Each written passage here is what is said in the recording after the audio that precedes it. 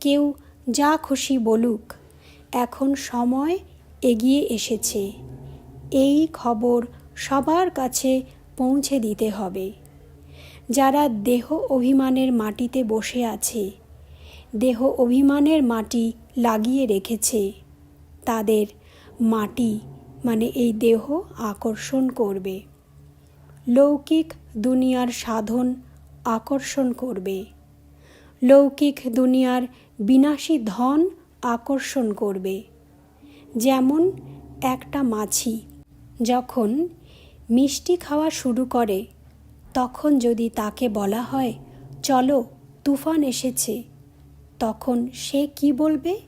না, এখন তো এতে বড় রস পাওয়া যাচ্ছে, আর একটু নিয়ে নিই। সেক্ষেত্রে কি হবে? ওতেই স্বাহা মানে আহুতি